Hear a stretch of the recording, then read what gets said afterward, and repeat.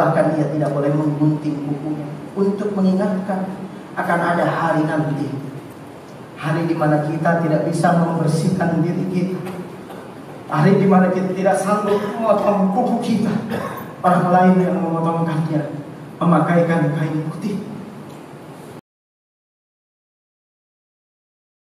Asyhadu an la ilaha illallah wahdahu la syarikalah, iyyahu na'budu wa iyyahu nasta'in.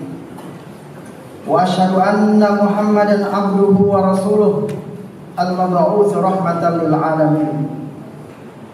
Allahumma shalli wa sallim ala sayyidina Muhammadin wa ala alihi wa ashabihi ajma'in. Amma ba'd, fa ya ayyuhal hadirun al-kiram, usikum wa nafsiya bi taqwallahi wa ta'atihi la'allakum tuflihun. Wa qala Allah ta'ala fi kitabil karim, a'udzu billahi minasy syaithanir rajim, ya ayyuhalladzina amanu taqullaha wal tanzur nafsum ma qaddamat lighad wattaqullaha innallaha khabirun bima ta'malun. Ikhwani kaum muslimin jamaah Jumat rahimani wa rahimakumullah. Ada sebuah hadis di mana Rasulullah alaihi salatu wassalam menyampaikan kepada kita, dan hadis itu pada umumnya sudah sampai kepada kita bahkan sejak usia kita masih sangat belia. Bunyal Islamu ala khamsin, bahwa Islam itu dibangun atas 5 pilar atau atas 5 perkara. Syahadati alla ilaha illallah wa anna Muhammadar Rasulullah, wa iqamis shalah wa ita'iz zakah wa shaumi Ramadan wa hajjil bait, atau kama qala Rasulullah alaihi salatu wassalam. Tentu kita tidak mempertanyakan mengapa syahadat menjadi bagian penting dari tegaknya keislaman seseorang, kokohnya keislaman seseorang. Karena tanpa syahadat berarti ia tidak memiliki keimanan kepada Allah Subhanahu wa taala, dan ia tidak bisa dinyatakan sebagai orang yang berserah diri di hadapan Allah Subhanahu wa taala, atau dia bukan seorang muslim. Tapi kemudian pertanyaan kita, kenapa Allah melalui Rasulullah alaihi salatu wassalam menyampaikan bahwa pilar dari 5 pilar penting di dalam Islam adalah haji. Man istata'a ilaihi sabila, dan haji itu hanya bagi orang-orang yang mampu menjalankan. Banyak di antara umat Islam yang sudah wafat, tapi mereka mengucapkan 2 kalimat syahadat, mereka sholat, mereka puasa Ramadan, dan mereka menunaikan zakat minimal 1 tahun dalam sekali. Tapi tidak semua mereka yang wafat kemudian mampu menunaikan ibadah haji. Sementara haji itu menjadi pilar penting bunyal Islam wala khamsin. Ikhwani kaum muslimin jamaah Jumat rahimani wa rahimakumullah. Maka penting untuk memahami apa hikmah, apa pesan penting dari ibadah haji tersebut. Bukan menunggu kapan haji itu datang kemudian hanya para hujjaj yang mendapatkan pelajarannya. Tapi kita semua umat Islam yang mengaku beriman kepada Allah Subhanahu wa taala penting untuk mempelajari apa gerangan hikmah atau ibrah di balik ditetapkannya haji sebagai bagian dari 5 pilar penting dalam agama ini. Kalau kita kaji, hampir kita tidak mendapati, dan memang tidak ada satu surat di dalam Al-Quran yang dinamakan surat syahadah atau surat tauhid. Tidak ada surat yang dinamakan surat sholat, surat puasa, atau surat shaum, atau surat zakat. Tapi Allah menyebutkan di dalam Al-Quran dari 114 surah, ada satu surah yang namanya surat Al-Hajj.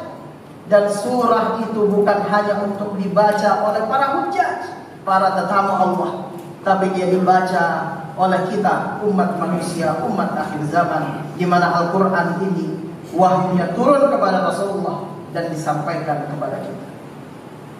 Apa pesan pentingnya? Pesan pentingnya haji adalah agar kita mengingat yaumal hisab, hari pembalasan.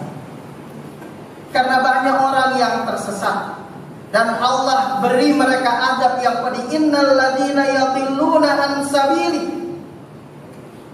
Sesungguhnya orang-orang yang tersesat di jalanku, kata Allah Subhanahu wa taala, lahum adzabun syadid. Allah siapkan bagi mereka siksa yang amat pedih. Kenapa? Bima nasu yaumal hisab.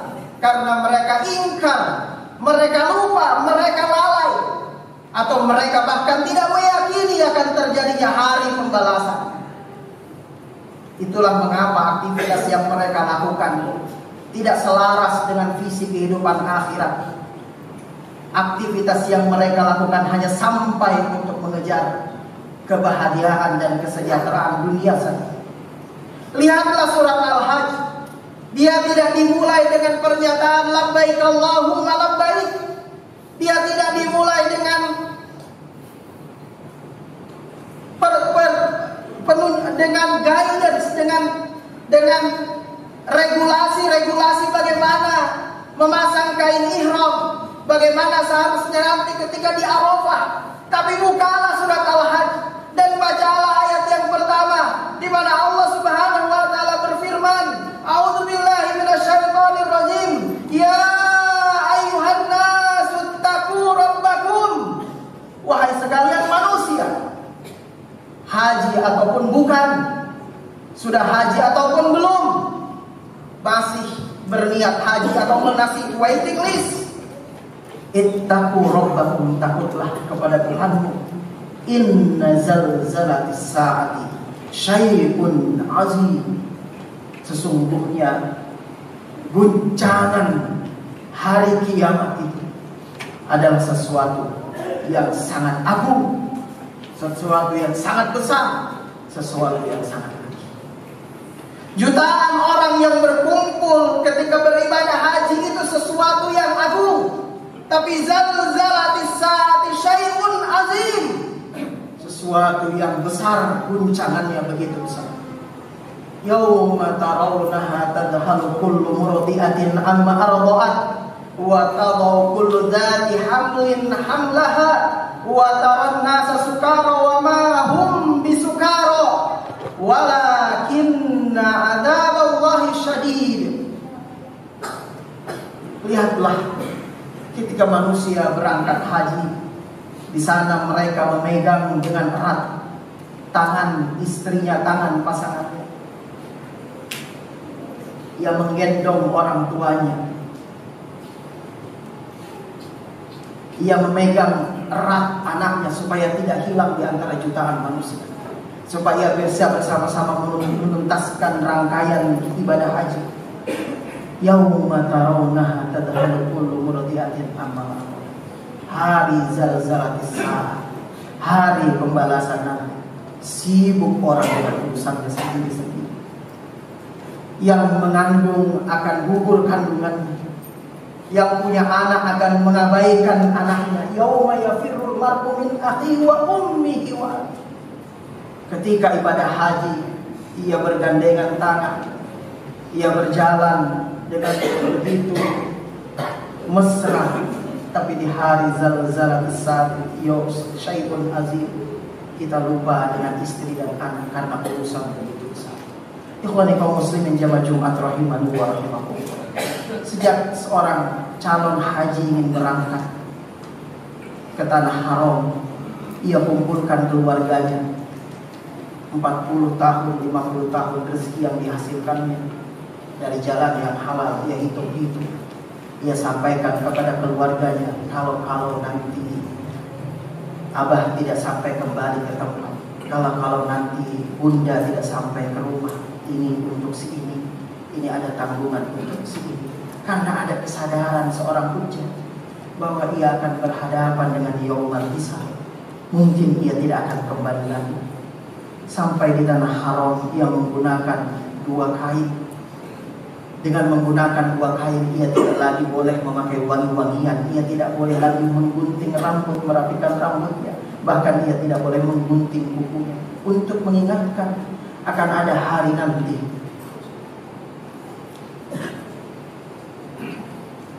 Hari di mana kita tidak bisa membersihkan diri kita. Hari di mana kita tidak sanggup memotong kuku kita. Orang lain yang memotongkannya, memakaikan kain putih, dipanggil oleh Allah Subhanahu wa Ta'ala. Bahkan pagelaran Yaumal Hisab dilakukan oleh para hujjaj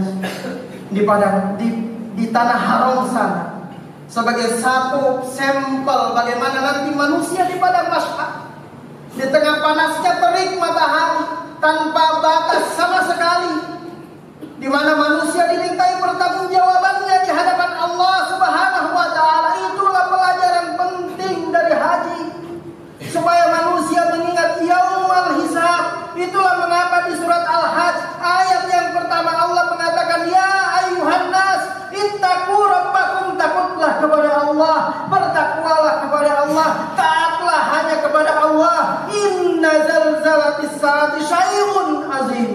Sesungguhnya hari pembalasan itu begitu amat berat. Perjalanan haji itu begitu berat.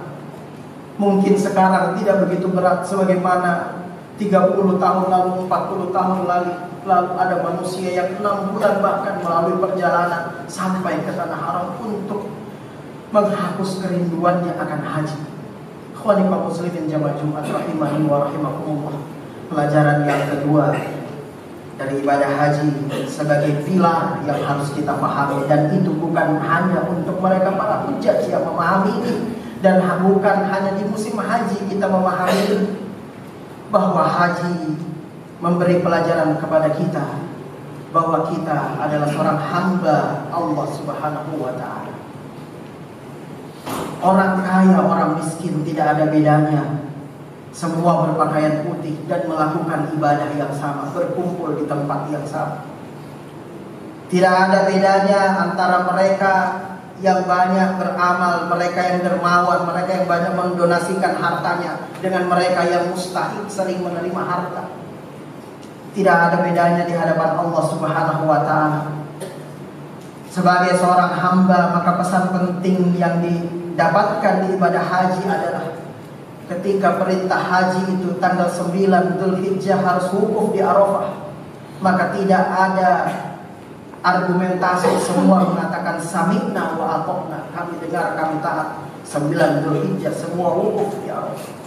Semua harus berpakaian ihram, sami'na wa ata'na, kami dengar, kami taat. Semua harus tawaf 7 putaran. Kenapa tidak 8 putaran? Kenapa tidak 10 putaran? Masih kurang ini sami'na wa ata'na. Seorang hamba hendaknya bersikap seperti ini. Maka ketika ia pulang kembali dari haji, atau kita yang mendapati hikmah haji ini, ketika ada perintah sholat ibadah, sholat berjamaah, sami'na wa ata'na. Ketika kita diminta untuk meninggalkan yang haram, sami'na wa ata'na. Ketika kita diminta untuk menyakiti hati tetangga kita, sami'na wa ata'na. Kita dengar dan kita taat. Haji dilakukan 1 tahun sekali, kemudian taat dan mendengar bukan hanya di musim haji saja, tetapi sami'na wa ata'na itu dilakukan sepanjang kehidupan seorang muslim. Bukti ketaatannya kepada Allah Subhanahu wa Ta'ala. Dan yang terakhir, haji itu kenapa ia menjadi pilar dari 5 pilar penting dalam agama Islam? Karena haji memberikan pelajaran kepada kita akan persatuan umat Islam. Kalau haji itu bukan pertunjukan persatuan umat Islam, maka bisa saja haji itu bulan 9 atau bulan Dzulhijjah untuk kaum Arab, bulan Muharram untuk umat Indonesia, bulan Safar mungkin untuk orang yang berada di Asia atau di Eropa. Tapi haji dilakukan pada hari yang sama, pada waktu yang sama. Jutaan manusia datang berbondong-bondong dari segala penjuru dunia. Sami'na wa ata'na, mereka sebagai seorang hamba. Yaumal Hisab, mereka sedang memperagakan Yaumal Hisab, dan mereka bersatu dalam satu kepaduan. Ummatan wasata, umat yang unggul yang mempertontonkan keunggulannya umat yang sami'na wa ata'na, sehingga ibadah haji yang dilakukan dengan jutaan manusia selalu berjalan dengan penuh kekhusyuan. Ikhwani kaum muslimin jamaah Jumat rahimani wa rahimakumullah, maka pulang kembali ke kampung halaman para hujjaj atau kita yang mendapatkan pelajaran dari perjalanan para hujjaj, memperkuat persatuan umat Islam. Kita harus membangun kekuatan umat ini. Jangan sampai ada edukasi yang berbeda satu rumah dengan rumah yang lainnya, yang membuat anak-anak kita memiliki fikrah yang berbeda satu sama lain. Kita selamatkan anak kita agar dia tumbuh dengan tumbuh secara fitrahnya. Tapi tetangga-tetangga sekitar kita mendidik anak-anak mereka tidak dengan nilai-nilai yang Islami. Kita ingin menumbuh kembangkan ekonomi umat Islam, tapi umat yang lain kemudian tidak mendukung majunya ekonomi umat Islam. Kita khawatir dengan pendidikan anak kita, tetapi tidak banyak pendidikan umat Islam yang memberi solusi atas sulitnya hari ini melahirkan generasi-generasi yang tangguh, generasi-generasi yang berkarakter muslim kuat, generasi yang jati dirinya adalah seorang muslim kafah. Haji dilakukan 1 tahun sekali, dan haji dilakukan oleh mereka dari seluruh penjuru dunia, dan mereka bersatu dengan jumlah yang jutaan seperti ini. Pulang ke kampung halaman, tidak ada asabiyah, tidak ada Jawa dengan Jawa, tidak ada PNS dengan non PNS, tidak ada satu harokah dengan harokah yang lainnya, tidak ada bahwa masjid ini adalah masjid Hidayatullah sedang yang lain adalah masjid yang lain. Tidak ada seperti itu. Tapi umat muslim harus bersatu dalam kekuatan sebagaimana itu diperagakan dalam ibadah haji, dan ia menjadi pilar dari dibangunnya kekuatan Islam seseorang. Barakallahu li wa lakum fil Qur'anil azim wa nafa'ani wa iyyakum bima fihi minal ayati wa dzikr.